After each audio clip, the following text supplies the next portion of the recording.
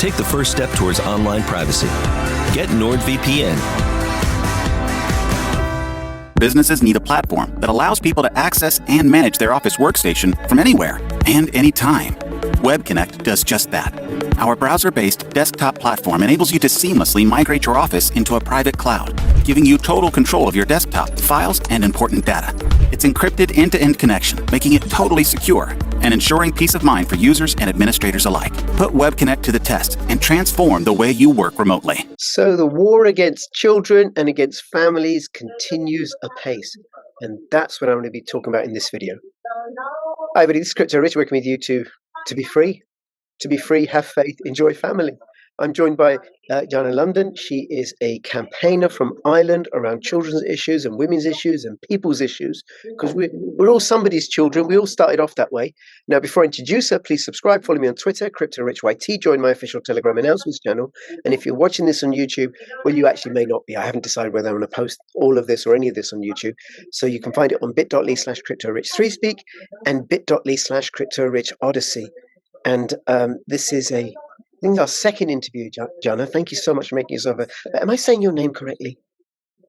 Yes, that is correct. Yes. Oh, good, good, Jana. Thank you so much. Because we did a video a few weeks ago about the World Health Organization sexuality agenda, education agenda for schools. And we're going to be talking about another major organization, how they're out to sexualize children. And I also did a video about pedo suites. Children, I told you about that suite in children's. I saw that in Tesco, the Tesco suites. It's just unbelievable. I was in Tesco as well and found some indoctrination and spoke with a manager there recently. And? They had a whole, in the child's sort of card section, they had a whole suite of pride cards with, the Mickey Mouse and the pride flag and all the inclusivity stuff. And because it's rainbows, of course, the kids are very attracted to it. So I collected all of the cards and I spoke with the head manager of the Ashbourne, County Meath, Ireland shop and said, do you realize what this movement represents? And of course, he said, kindness and inclusivity. I said, well, the pride movement now includes the transgender agenda, which supports the giving of puberty blockers, cross-sex hormones, and surgeries for minors and leading them down the path. And I said, so these cards are actually supporting that. And I gave him the whole bundle of cards and he was a bit rattled. He said, oh, but these are made by Carlton Cards and Carlton Cards are one of the best card makers in Ireland. And I said, I don't doubt they're a great card maker, but these shouldn't be in front of children pushing this agenda. It's indoctrinating. It's not kind or inclusive. It's teaching children they're born in the wrong body. So everywhere I see this, I speak up, I take action. It's my duty as a mother to do so. Yep, absolutely. I haven't checked for those, but I have seen, I don't often go to supermarkets, but when I do check for the pedo sweets, candy kittens, sex education with condom-shaped sweets being sold in the children's section, in the children's sweet section. There was a pride parade in Ireland, and I think it was County, I believe it was somewhere in Tipperary down the country, and some parents from our network went and said they were handing out penis lollipops for kids to suck on at a pride parade, because pride parades are all about bringing the children to the family friendly event. So that was they were given those lollipops, which certainly were not child friendly. No, but Jana, I'm going to push back, right? Isn't this just homophobia that you're promoting and pushing? Aren't you just a homophobe, and that gays and lesbians should be shut away in a cupboard somewhere and not come out and stuff? Don't they have a right to be themselves and be free? And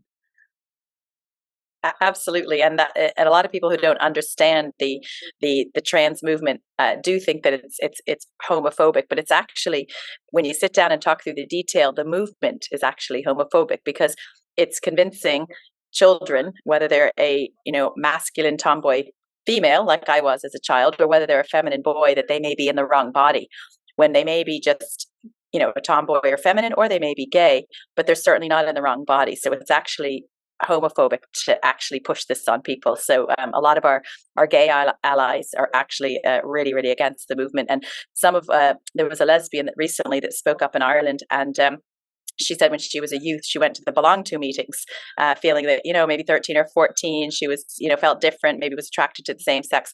And after a few of those meetings was bullied into thinking she actually should have been maybe a boy, not a girl, because she's attracted to a woman. And so a lot of the lesbians that go to different meetings, or the gay men, they're being made to believe that they are not normal, they're in the wrong body, simply because they're attracted to the same sex, which there's nothing wrong with that. That's the choice, that's what they want. But not to make them think they're in the wrong body. And if you disagree, they'll start labeling you as transphobic, homophobic, bigot, which is very narcissistic to gaslight someone in that way. So it's the most unkind, uninclusive movement I've ever seen in my life. Right. Okay. Yeah, no, I get it. Okay. So if a teenage boy likes boys, that's completely valid. He's going through that period of, that we all went through. Me, it was when a little bit older, right? Where we think, wait a minute, am I straight? Am I gay or whatever, right? Mm-hmm. And if the teenage boy thinks that he may be gay, then what you're saying, instead of validating that as a possible option, it must be because your body's wrong. Correct, exactly. And in Ireland, about a year ago, the mainstream media released an article that said up to 90% of people in Ireland seeking gender-affirming care were potentially in the autistic spectrum. Now, I think a recent article said about 50%, but whether it's 50% or 90%, it's still a very high proportion that someone may be everyone's born in the wrong body, but they may be led to believe maybe they feel different, that they're born in the wrong body, and leading them down that path. But maybe they're just going through a phase, maybe they're angry, rebellious, going through puberty, or maybe autistic. But no child should ever be made to think that they're born in the wrong body. Yeah, or sexually abused, because I've come across that idea, because they feel betrayed by their own bodies and they want to get away from it. But it doesn't validate them as they are. There's something wrong with you, and you got to get fixed. And you got to get checked, and you got to have chemical or physical surgery versus no. There's nothing wrong with you the way that you are, that you're not. There's nothing wrong with you. Chill. You're you're a boy that likes boys. You're a girl that likes girls. Great, just chill.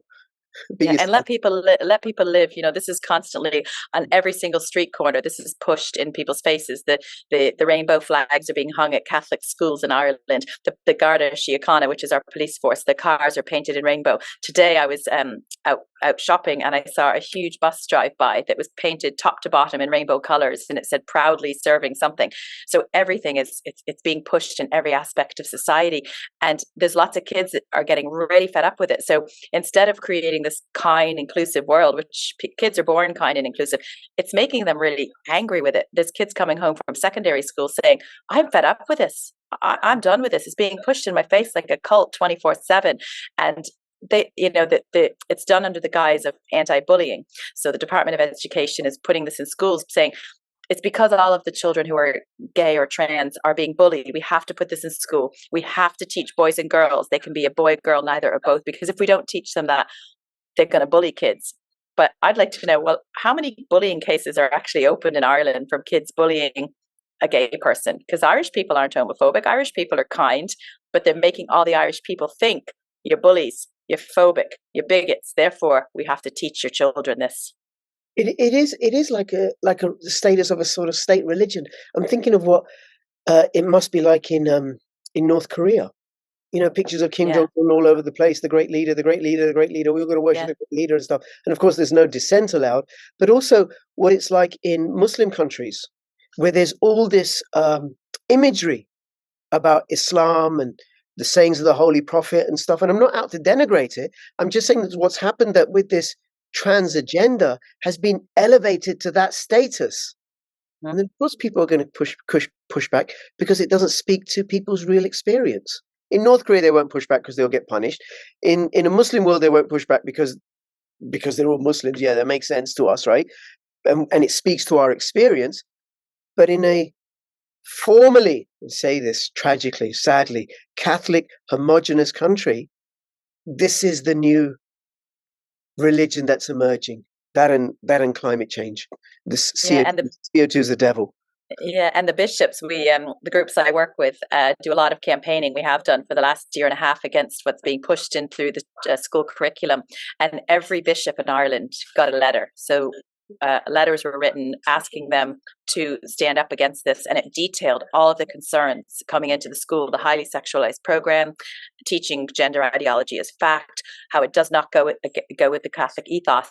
And the bishops have not replied. So now we're calling meetings. There's different groups around the country calling meetings with the bishops to say, we want to meet with you, and hand them another letter. Now, if they ignore the second letter and they ignore the meeting, then it's going to be time to really call out the bishops in Ireland, because they're meant to be looking after the schools. It's in their patronage, and they're Catholic ethos schools. But I think they're very scared to speak up, probably given the guilt and the shame of all the abuse that happened in the Catholic Church here in Ireland, that maybe they feel really kind of scared to speak up because they got a lot of bad rep from the past abuse. But now's the time they have to stand up, because the children are getting abused in the schools through this indoctrination. It's state-sponsored child abuse, and it does violate the Children First Act of 2015. So if anybody doesn't agree that it's child abuse, all they have to do is look at the Children First Act 2015 under the sexual abuse, and it's showing children material they're not mentally ready to see. And I know my age 5 boy is not going to be ready to be taught that he can become a girl.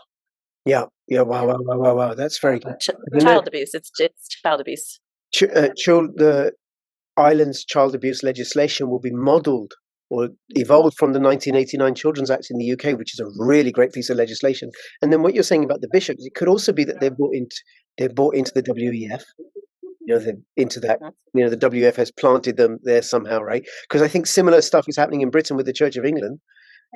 That the guardians of the Christian faith in Ireland and in Britain aren't speaking up in favor of Christian values. And then what we have in Ireland and in Britain is we have a government that pays no regard to these nations' Christian ethos. It's supposed to run through the fabric of how society is organized. And the monarch, the head of the Protestant church, well, he ain't doing it either, because he's a WEF puppet as well. I do like the deal in Muslim countries. In Saudi Arabia, they said, no, we're not having that LGBTQ. And Qatar said that during the World Cup. No, we're not having that. Yeah, one of my best friends moved over to Dubai, and she said, there's nothing woke here. It's like it doesn't exist. The kids just go to school and they learn and they play sports and people meet, and it's not pushed in people's faces at all. Haven't they all killed themselves because they're so miserable in the wrong bodies? There are no children left in the Muslim world because they've all killed themselves because they're born in the wrong bodies, right? Oh my gosh. Okay. All right. Now, we did a video a few weeks ago about the World Health Organization sexuality agenda. And that was quite an eye-opener. And I'm going to link to it in the description below. In fact, if people want to find it, I created a bit.ly link, bit.ly/whose report. WHOSEREPORT. Whose report, bit.ly/whose report, and it'll take you to the PDF, and you can have a look for yourself. You can have a look through the table where it says, like, a 0 to 4-year-olds need to have information about early childhood masturbation. Now, I've raised this with some of my colleagues as a social worker, and one of the things that somebody said to me. Now, these are people who work in child protection, experience in child protection, and I think there's something about, like, this doesn't compute. This doesn't compute. What do you mean the World Health Organization will slip it into schools? Maybe, and they try and explain it away or justify it or minimize it. And I don't mean that in a bad way, but it just doesn't compute. So what do you say to that, Jana? It's off the wall. It's so off the wall. I've mentioned it to people. I've said, the WHO, because obviously everybody now should know that the WHO treaty they're trying to push through in May of 2024, whereby our country will hand over our sovereignty and our health freedom and all of our health choices to the WHO. So what I'm trying to help people make that connection to is the WHO isn't just, it used to be, decades and decades ago, perhaps helping underdeveloped countries with, world health. However, now it's a completely different organization. And if people can make the connection to say the WHO are the ones pushing this pedophilia onto children, and I will say unapologetically that it's pedophilia, because if you look at the matrix in that document, it talks about having the first sexual experience at age 9. Now, my daughter's 8.5. She believes in Santa Claus. She's young. She's innocent. She's not going to be having sex when she's 9. So I want everyone to make that connection that the same people running this, pushing this in schools, are the ones who want to make health choices for you and for your children. And we should never let these people take over the country's health sovereignty, our freedoms. They're putting climate now into the World Health Organization treaty, because climate is now a public health crisis. So we could have climate lockdowns. We could have a mass immigration because all the people fleeing their climate crisis countries. So there's climate in there, there's sexualization of children, there's all this evil, toxic stuff being pushed on us. And if we hand over that sovereignty, England, Ireland, America, Canada, everywhere, if we sign it over to the WHO, they could say, well, we know what's best for your children. And you as a parent aren't going to have the choice about whether your child wants to maybe get a sex change or take puberty blockers or hormones. You don't have a choice because we say that it's best for the child. Yep. Okay. And I'm just going to give a plug here to the work that Chris Coverdale has done and the videos that I've done with Chris Coverdale. We talk about how we can legally not pay tax as a protest against the government's drive for the Great Reset, the government funding war in Ukraine and Israel, and the killing of people that we're funding, and the way that they're rolling out all these policies that are designed to rob us of our liberties and our freedoms. And that process is also applicable to Ireland, because Ireland is a signatory to the International Convention Against Genocide. So that, and if you people want to know, the one video to watch is bit.ly/taxrevolt2. bit.ly/taxrevolt2. Tax Revolt 1 is a longer video, and I'm hoping to get Chris Coverdale, do a video with Chris Coverdale and somebody, a campaigning solicitor from Ireland, and it'll be tailor-made for the situation in Ireland. Excellent. And something else to include in that as well is boycotting, and then we probably won't talk about it much tonight and deep dive into it, but that's a great topic for another day. I was chatting with one of my dear friends, and he said if we all just boycotted all of these big global companies, it would be over tomorrow. If everyone went offline and didn't buy from Google and Amazon and Starbucks and all these big companies, woke is broke, they would just collapse and this would end tomorrow. So it's also trying to teach people that the best way to stop this is to hit them in the pocket. Right. Now, the challenge with that is they're so integrated into our lives. You know, I use Gmail for my YouTube account, but I have Fastmail for my private email and stuff, but it's challenging. But yes. And then also, of course, depriving governments of our tax revenue, because they're going to print the money anyway. So we might as well keep it. Okay. Yeah, correct. All right, Jana. Now we're going to talk about UNESCO, and they are a partner organization to the World Health Organization. They're one of the subdivisions, I understand it, of the United Nations. And the United Nations, it's education and social cultural organization, you know, to promote cultural health and for education and stuff. So they're obviously a good thing, and they're obviously not bought into this sexualization of children agenda. Of course not. So what do you want to tell us about UNESCO? Yeah, the UNESCO, UNICEF, I think, is the document. Yeah, do you want to pull UNICEF, that? Sorry, UNICEF, yeah. Which is United Nations Children something. Yeah, I can't remember the acronym now, but shall I share the screen? Should we go to that? There was a document. We have amazing group of supporters across the Natural Women's Council, Lawyers for Justice Ireland, Irish Education Alliance, and Parents' Rights Alliance. So we have a lot of supporters and followers, and we rely on people to send us things that we may not see. And recently someone posted this document into one of our groups, which I had never seen. And I looked through it and I was just shocked. It's called The Opportunity for Digital Sexuality Education. Now, strangely enough, it's in East Asia and the Pacific. I haven't come across this for Europe or the US or any other areas. So why they've targeted East Asia and the Pacific, I'm not quite sure, but you could scroll through this and that document there, it's all colorful, lots of children reading and very love hearts and very child friendly. So UNICEF for LinkedIn, that's good, and Twitter. Yeah, and there's a little mask. Did you see the little person wearing a mask? Because everybody should, of course, wear those. You know, had to get that in there. Yeah, especially children. And, wear your mask around children so they don't learn how to pick up visual cues. Yeah. So this document is basically to push. It's UNICEF EAPRO gender section. What Karen Humphreys, lead author. Okay, so that's just the intro there. And it's all driven by the United Nations. So UNICEF is United Nations, which is linked in with WHO, WEF. So when we hear anything WHO, WEF, United Nations, UNICEF, they're all one and the same, really. So you can scroll down there. So where do you want to go to? Yeah, there's really the intro that this is getting the information to children through digital. So it has different terms. This is hold on. I'm sorry. Excuse me for interrupting. The sex, the classification of people as male, female, or intersex, assigned at birth, typically based on anatomy and biology. Well, typically, but not always, right? Intersex. And what's typically?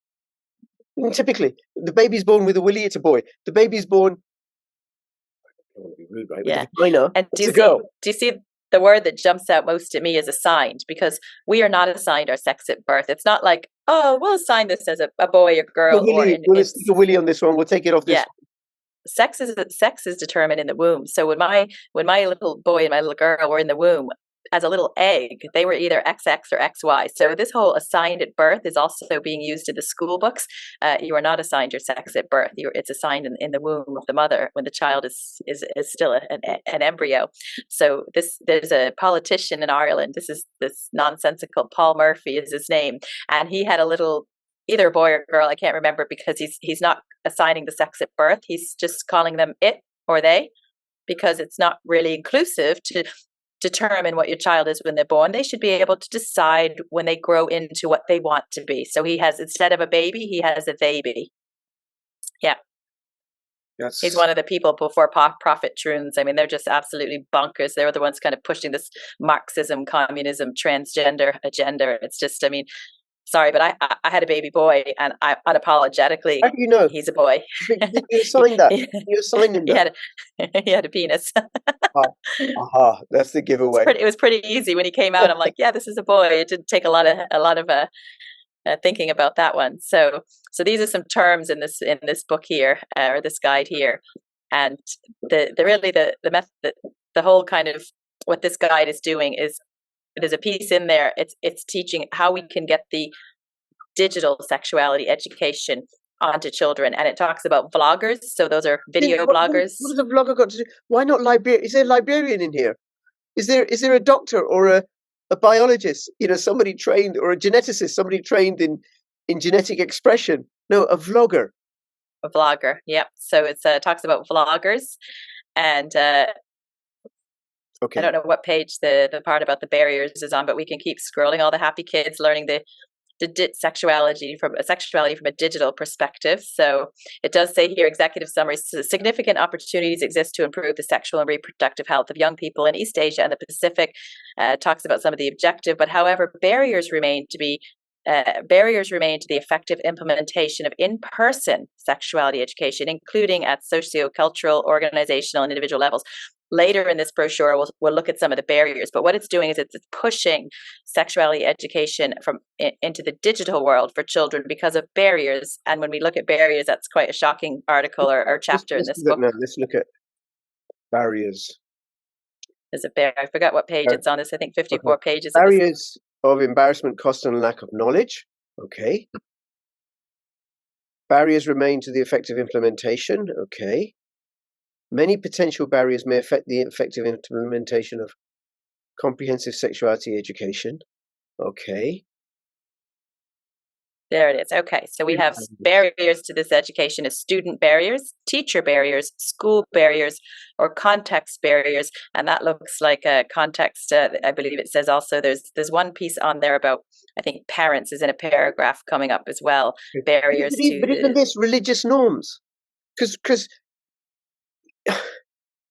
now, for people who are watching this who are atheists or agnostic, right, what religion provides is a moral code by which society can organize themselves by. And that's the same whether it's Hinduism or Buddhism, or I suppose even like liberal humanism. Mm-hmm. So, but a religious norm, the kind of moral code that a society has evolved out of, is a barrier to teaching children about sex the way the Unicef wants them taught about it. Okay. Yeah, and religion, they're trying to strip back in Ireland, attack the religion, whether it's, Catholicism or Protestant or, Muslim or whatever it is. If you break down that religion, it's one more way to break down the roots of people. And if you fracture the roots and you fracture that piece of society, that's where people can become really lost. So whether you're religious or not, that is for many people a way that they have, the roots, the morality, the community, the face-to-face, learning that way. So. Yep, here I found it, parents, right? Many potential barriers may prevent the effective implementation of comprehensive sexuality education, including, this can be like real opposition from parents. Yes. So if you're a parent, you don't want your children sexualized at too young an age, then you could be a real barrier. Exactly. And you better believe I'm a barrier if someone's trying to indoctrinate or sexualize my children. I will be the biggest barrier that they have ever seen. Yes. But this is teaching, how else, it's basically how else can we get around? How else can we get into your children if parents, communities, and religious leaders are and teachers are a barrier? How else can we get to your children? Digital. Right. Digital is the answer. Okay. Okay. Digital. So they think parents and religious and communities are a barrier. So So scrap the religion, scrap the community, scrap the parents, get rid of all those awful things like community, religion, and parents. Leave it up to the United Nations and UNICEF and the WHO, and we'll get to your kids through digital sexuality. Big Brother will take care of us through the screens. That's right. Okay, so how they're going to get past the barriers is more and more children are relying on digital tools. Okay. There we go. Look at those young children on a tablet. Those kids look about my children's age, or they're 8 and 5, and they don't have any tablets or screens, and they certainly won't for quite some time. If they do, they'll have parental controls on their tablets where I can see everything they access. Okay, so let's have a look, because should we go to the YouTube bit, or is there something else you want to say before? Maybe scroll down. What page are we on now? We're page 15. No. So just scroll down through barriers, and then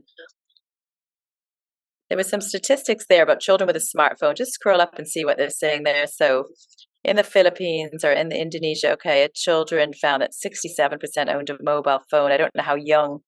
The most common age of first mobile ownership was 12. So this is going to be targeting those 12-year-old children who have a smartphone with this type of education. It does say in Philippines, a survey of children aged 9 to 17 found most do not spend personal money on internet, but rather use Wi-Fi. Okay, so children as young as 9 could be using phones. Yeah, and we're here 10 years old. The most common age of first mobile phone ownership in Philippines was 10 years old. So we got 10-year-olds in the Philippines and 12-year-olds in Indonesia. And they're not going to be phones. My child will not be getting a mobile phone at age 10 unless it's one of those old Carpenter Nokia phones where she can simply call mommy when she needs to, but they certainly won't be accessing all these apps and YouTube and such.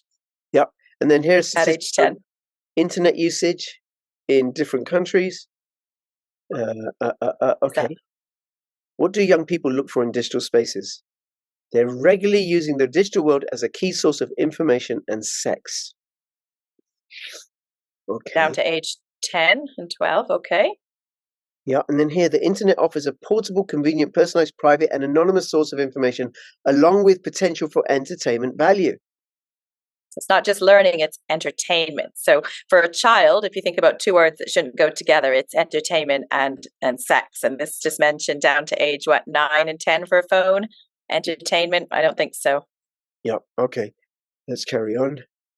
A significant proportion of young people are exposed to pornography online, and the World Health Organization and UNICEF. That's a really interesting point. I'd like to talk about that. So if you look at some countries, right, they don't even allow pornography to even come through their devices, right? So I think I read an article recently, I can't remember the source, but over 75% of things downloaded on the internet is porn. If people were so concerned about children accessing porn, why couldn't they just stop it? They actually could, from a technology perspective, stop it, but instead they're allowing children to use these little devices to access it. Yep. Oh, okay, here we go. Adolescents who view pornography frequently are reported to experience a range of negative health and well-being outcomes. However, it's not possible to attribute causality. It's difficult to know whether pornography could be an effective entry point for sexuality education sites, but it is a possibility that should be considered. They're letting children watch porn. Okay, so they're saying that. Oh, look at all the children there sitting in there playing games. The desks right after the article about children being educated from porn. Very funny that it's Asia and Pacific, isn't it? I wonder why they targeted those children with this initiative first. They do have there's a very large gaming culture among young people, but that's pretty much the world over. Okay. What do young people look for online? Can I get pregnant while in the pool? Sexual reproductive health facts, pregnancy, contraception. But this won't be 9 and 10-year-olds. This will be like post-pubescent children. Unless it's the WHO document in the Matrix, age 9, first sexual experience. So it very well could be targeted at age 9. Yeah.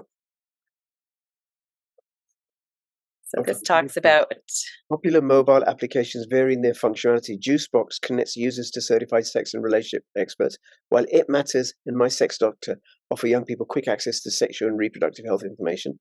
Websites Amaze, Scarletine, and Sex etc. generally offer a variety of resources.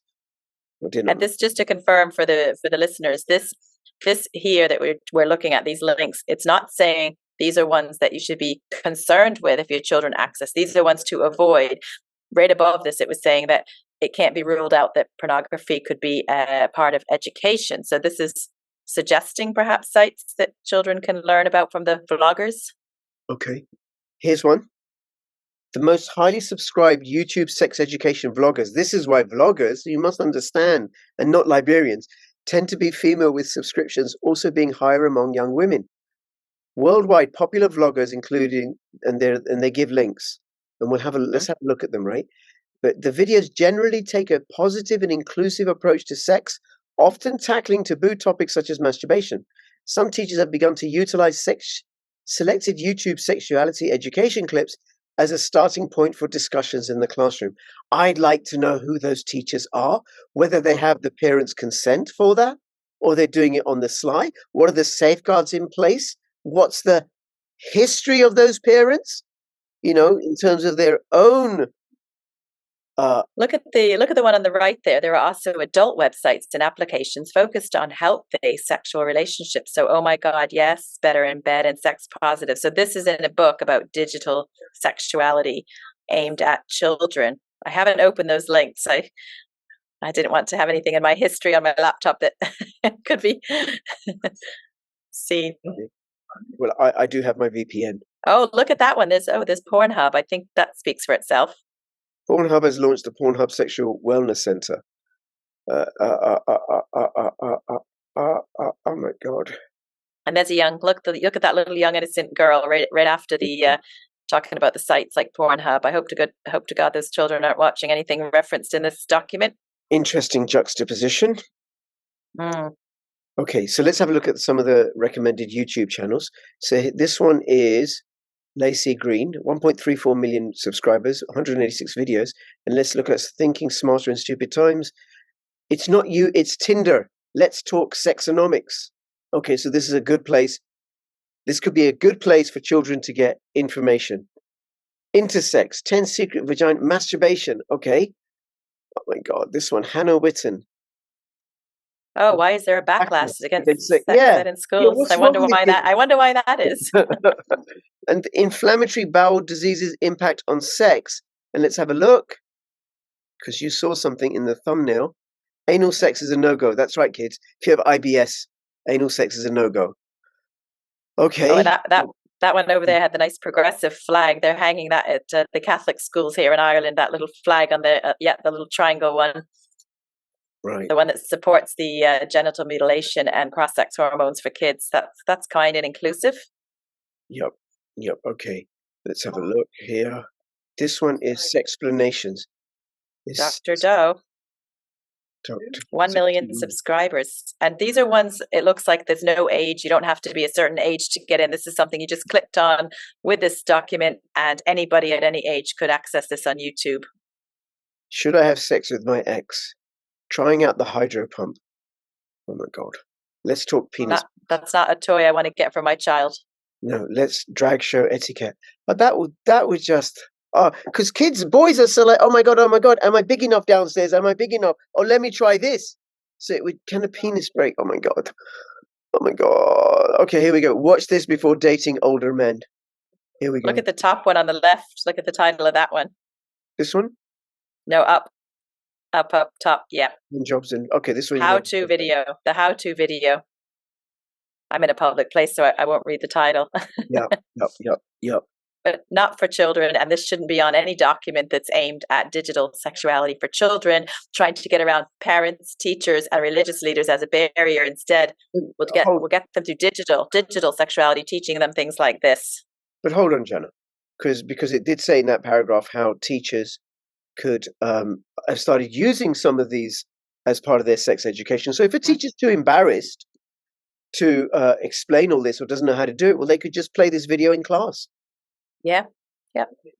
Horrific. It's recommended by the United Nations, UNICEF, which is tied right in with WHO, funded by Gavi, Bill Gates, and the likes. So watch this before dating older men.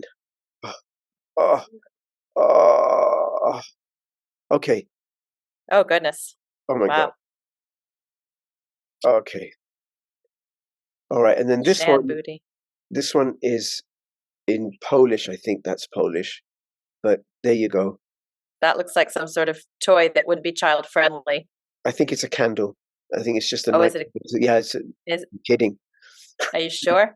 No, it's not a candle. Yeah, it's not a candle. You had me tricked there. I nearly grew up in an Amish community, so to me, I could have thought it was a candle. Is it really a candle? Okay, so let's go back, right? So those are the links that teachers could use. Mobile apps. Yep, there we go. Oh, there's more. There's apps. Okay, of the mobile apps. There we go. Most have been developed in Thailand. Okay. Now, I'm sure some of these are going to be useful and innocent. So what's the problem with them? I used to, that app there, Flow. I know the Flow one because it tells you when you're ovulating so you can get pregnant. So that's just a tracker for your cycle. That's not too sinister. Okay. That's for people who want to get pregnant, or in this case, maybe avoid it. Judy's. This Thai-developed game app encourages the use of condoms to save humans from the alien invaders. I suppose the issue is the age appropriateness. That's the deal. So if this is for teens, all right, fair enough. But is a teenager really going to want to play this game? But it looks children. Yeah, it looks like it's designed to appeal to children because it's just from the drawing and stuff, right? Okay, Open Dream games which educate young people about safe sex, 12 plus. Oh, okay, wow. And the age of consent in Ireland is 17. You said in England it's 16, but in this case, 12 years old. So these children, 12 years old, are learning about having sex. Yeah, well, yes. Parental guidance recommended. Funny game about sex that seeks to improve knowledge and dispel myths. Okay, here we got game about contraception and safe sex. 17 plus. This one targets girls and young women with information about their health, bodies, fitness, contraceptives, relationships, and dating. What? 3 plus? What is a 3-year-old contraceptives and dating? Wow, they're starting young. Okay, that's in Burma, Myanmar. 15 to 24 years old. Okay, Yunala, fair enough. What's this? There's something in Vietnam. There are several. In addition, information can be found on online libraries and forums such as Adult World, a forum focused on reproductive health, gender and sexuality education for young and old, called Adult World for young. Okay. And look at that. Look at the pictures as well. That little child, it looks only about, I mean, if you scroll up, that they're only young. I mean, they look about 7 or 8, and there they are on the mobile phone right next to these apps it's teaching them to use. Yep. Okay. Oh my God. So this is complementing what World Health Organization are doing. What they have a strategic partnership. I sent you an article there earlier this evening. An article that the WHO and UNICEF recommit to accelerating health and well-being at all ages. There's a new partnership they have, and that was in 2020. So the WHO, WEF, United Nations, UNICEF, they're all really one and the same, working together with the same agenda. And the documents that we just saw tonight and the one that we did a couple of weeks ago on the WHO document, it's a pedophile playbook. Without a doubt, the Matrix, age 9, gives me it chills me to read that for age 9, because my little daughter's 8.5, and I just think that's 6 months away for her. That's just chilling to think that that's in a World Health Organization document. And I wonder why more parents aren't standing up to this. The first 10 years, is it? Children have sexual feelings in early infancy. No, they don't. They don't. They don't have sex hormones coursing through their body. I think it was Dr. Money. I believe it was Dr. Money believes that children are born sexual. They start to develop as a newborn. They're sexual. Well, that would justify pedophilia.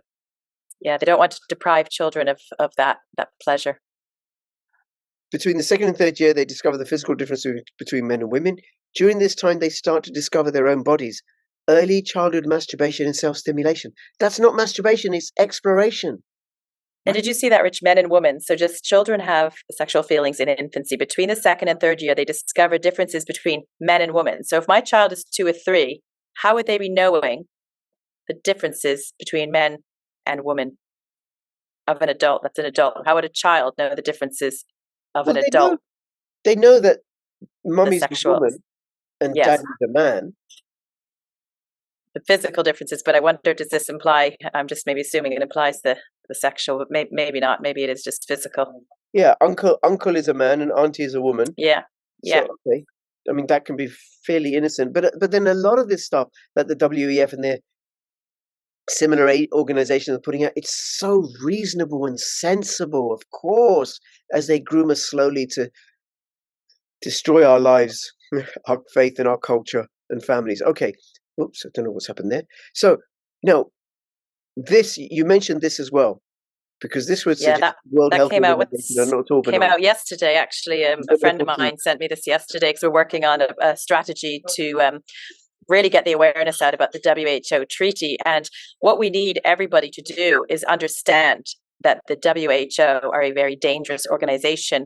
Everything from the standards of sexuality document we reviewed, the Unicef document, this article here. I mean, this is just shocking, absolutely shocking. Imagine these more than 100 women were raped or abused or harassed. And the WHO just said, well, here's 250 each. Off you go. One of the victims was believed to be 13 years old. Their attackers used no birth control, several pregnancies. Some of the women were forced by their rapists to get abortions. And the WHO just said, Asher, just give them 250 each and say nothing, and thought that was okay. And Tedros, who should be done for genocide, he was being charged, I believe, in Ethiopia with genocide, but I don't think that came to fruition because he's still in his role. He traveled to the Congo 14 times during this outbreak. And he publicly commended one of the alleged rapists for his heroic work. And there's an Irishman, the big head on Ryan there.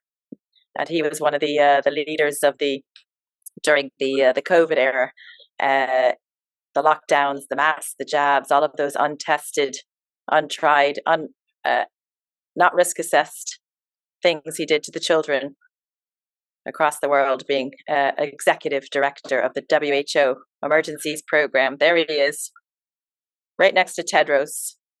Right. So they support genocide, they support pedophilia, and they want every single country to sign over our health, freedom, and sovereignty to that WHO terrorist organization.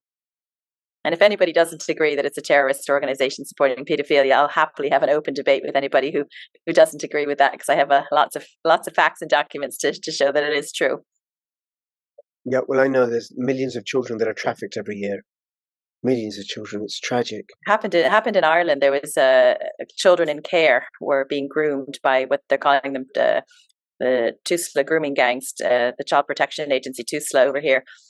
These children in care went missing, and they found out that they were being abused by grooming gangs, and that certainly just sort of fell by the wayside. And then Minister for Children, Roderick O'Gorman, deleted 3 files of children in care, just deleted them. We don't know why. We've heard nothing about it, and he still has his job as Minister for Children. He was seen in a photo with one of the people from your country, Peter Tatchell. You probably know that name, Peter Tatchell. He was definitely believes in lowering the age of consent. So he was over here during a Pride event with Minister Roderick O'Gorman. So they're just people who are also driving this agenda onto children. Yeah. Okay. Which in a way, because it's possible, viable, plausible that to use pedophilia to control people, because then they're owned and they'll do your bidding. But then you got all these pedophiles all together. Well, of course, they're going to reorder society for themselves. So it works for them. I think it's about fracturing society, because if we get to a point where people accept this as normal, people accept this as it's okay, it's kind, it's inclusive, and if we can accept the trafficking of children, we can accept pedophilia, we can accept children getting sex changes and be given drugs and surgeries. Once that's considered okay, the West has collapsed. it's all over. If society is that fractured, it's done. What hope do we have? If people do not stand up against this, they're not going to stand up against anything. Yeah, if we're not going to stand up for our own children to protect them, then, No. well, that's like, what about the biological imperative that there is to look after our own children, right?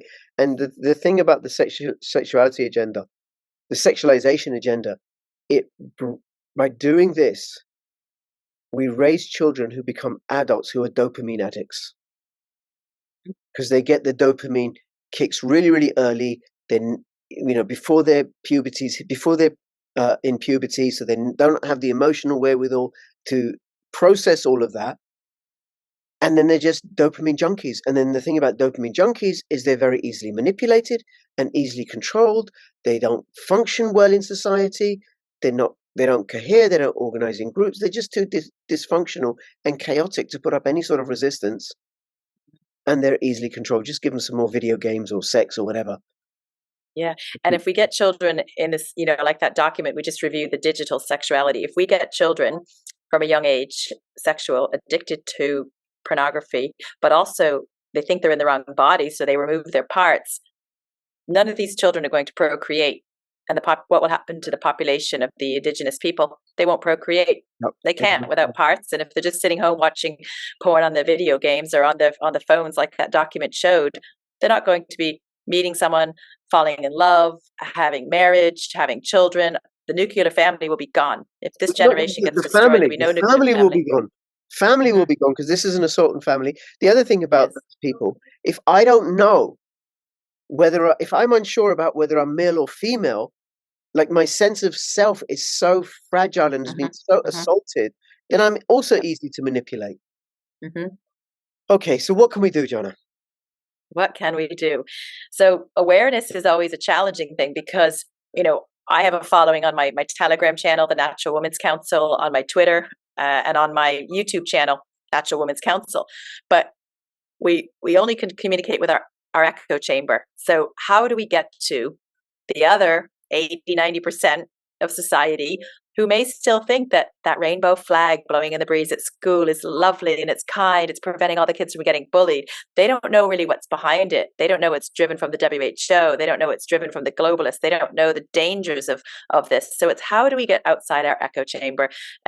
We've hit the street with about 250,000 leaflets on the child sex education or sexuality education in school.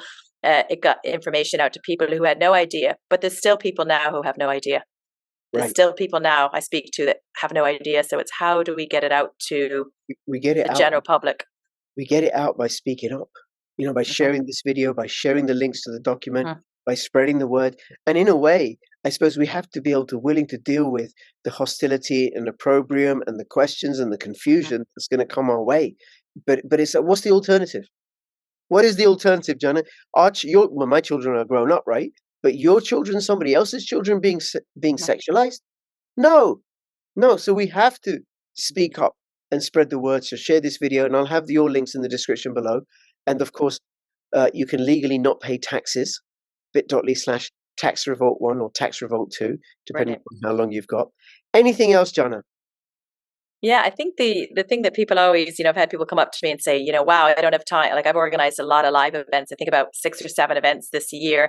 I've done a lot of leafleting. I get on social media and on, also on the radio or wherever I can. And people say, gosh, I don't have the time to do that. Or maybe they don't have the courage to do that. Or maybe from their job, they're very fearful of going out and speaking because they'll be vilified. Like I've been vilified. I've been threatened and harassed and called every name under the sun. So what I'd like people to know is you don't have to do an event, or you don't have to be handing out leaflets at every school or car park or whatever. Sometimes the power of one conversation can make such a difference that if everybody just had that one conversation with someone about what's happening, and then that person had a few and that person had a few, it would all of a sudden just spread like wildfire. So for the people who think that maybe they can't make an impact and they cannot make a difference, they absolutely can. And that power of one conversation should never, ever be underestimated or taken for granted. So just have that casual chat. I was at a coffee morning with some mums from the school, and I just said, oh, what do you think about what's coming in school? And what do you mean? I said, oh, the sexuality education? No. And I said, well, they're going to be teaching children that they can be. And I carry this book around with me. I carry this Irish school book around with me here. And I bring out the page with the little, I'll find it here, the little genderbread person to say, they're going to be teaching your child that they can be a boy, girl, neither, or both. And they said, no, that's ridiculous. And I said, no, it's in the school book right here. And I carry this book around with me. I carry leaflets around with me because when you talk about it, people think, that's just crazy. You can't possibly be telling it the truth. But when you bring out the book and say, this is the book your child's getting, it's absolutely shocking. Try to find the genderbread man here in a minute, or genderbread person, I should say. Where is it? It's in there's a whole section dedicated to this here in the book. I have a whole press full of these books at home. Let's see where it is. And the poor person looks so confused. You can keep talking while I'm looking for it, and then I'll hold it up for you. Yes. Well, I think not just one conversation, have many conversations, but do something. There's our little genderbread person. Okay. Yeah. But what we can do is do something. Do something. And then support those who are already doing something. Mm-hmm. You know, there may be people that are connected to you, Jana, or connected to me, and at least they can support us in what we're doing in being outspoken. And there are other organizations that I think the Heritage Party in the UK, the Family Party in Scotland, there are other organizations that are doing similar work to the Natural Women's Council. So supporting those organizations in some way or another. Yeah, and we can always use funding. So I'll send you I have a Go Get funding, which I always, people donate. And, I think we did a Freedom of Information Act request, and the NCCA, the curriculum people, they denied us the request and said, oh, it takes too many hours. So we appealed it. But to appeal it costs money. So it might be €30, or if you do it again, it's €50. So when people say, what can I donate? I say, well, we have to actually submit Freedom of Information requests. If you just give us €30, that will drive that process through. So, or leaflets, we got 250,000 leaflets. So if someone said, well, I want to donate €20, I'm like, great, that will buy leaflets to educate 100 parents. So it's really throwing in a few euros wherever you can, because that money goes directly to the cause, because everyone that works, the 25 women that work in my organization, all do volunteer hours. We don't make any money for the time. It goes straight to the leaflets, the awareness events, the campaigning. So every little helps, so to say, or every penny helps. Good for you, Jana. Thank you so much. Thank you. Really appreciate you coming on. For anyone who's watching, please share this video, check out the links, share those links, spread this conversation for the sake of our children.